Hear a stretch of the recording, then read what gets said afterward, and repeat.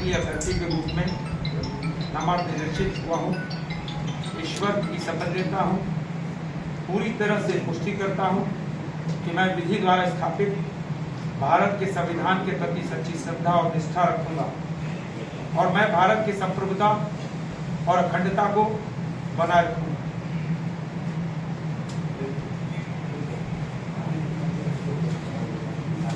चलिए चलिए चलिए चलिए चलो। जुनून है और लोग मतदान दिवस की प्रतीक्षा कर रहे हैं कि कब मेरी बारी आएगी और कब मैं इस महायज्ञ में अपना योगदान दूंगा। क्या कहेंगे जिस देश में जिस देश का पहला ऐसा राज्य बना जिसने यूसीसी लागू किया, झारखंड और उत्तराखंड में समानता भी बताई है। जी, झारखंड और उत्तराखंड दोनों अटल बिहारी वाजपेयी जी के कालखंड में बने हुए राज्य हैं और उत्तराखंड में जहां आज देश का पहला राज्य होने का उत्तराखंड को ये गौरव प्राप्त हो गया कि उत्तराखंड में यूसीसी का विधेयक बन गया है।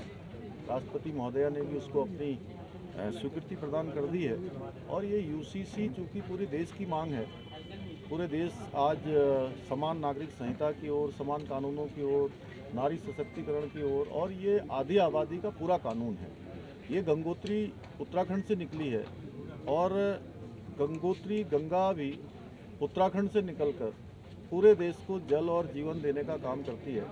उसी प्रकार से समान नागरिक संहिता की जो गंगोत्री उत्तराखंड से निकली है, भारतीय जनता पार्टी ने अपने संकल्प पत्र में इसको पूरे देश के लिए आगे के संकल्प में प्रस्तुत किया गया है।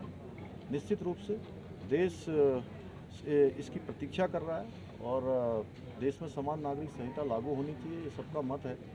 तो जिसके कारण से झारखंड जैसे राज्यों में भी जो आज घुसपैठ की समस्या है, डेमोग्राफिक चेंज की समस्या है, तमाम प्रकार के जो आज परिवर्तन हो रहे हैं जो आने वाले समय के लिए ठीक नहीं है, उन सब पर रोक लगेगी। इसलिए यूसीसी और पूरे देश के अंदर जाएगा।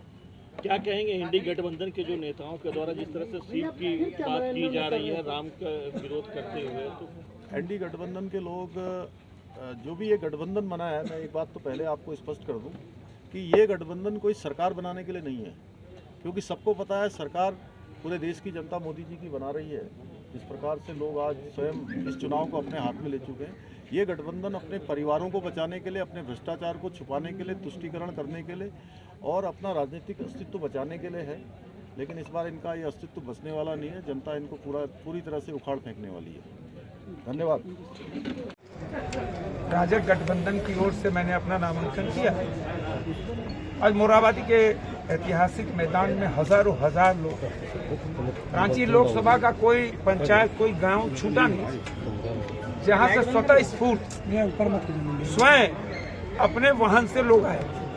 कितना बड़ा समर्पण प्रधानमंत्री नरेंद्र मोदी की उस गारंटी पे, क्योंकि मोदी की गारंटी रांची लोकसभा नहीं, पूरे देश भर में गारंटी की गारंटी गूंज है।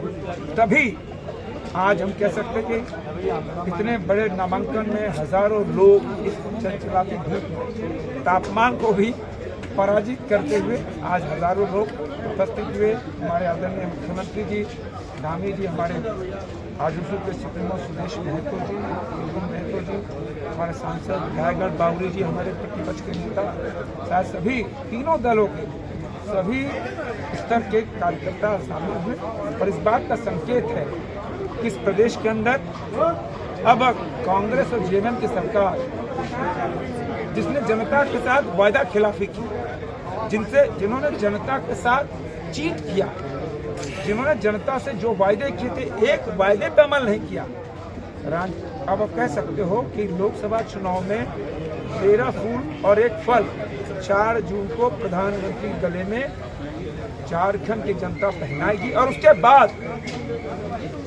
विधानसभा चुनाव कभी भी हो सकते हैं और राजग गठबंधन 2/3 मेजॉरिटी लेके यहाँ सुशासन लाने का काम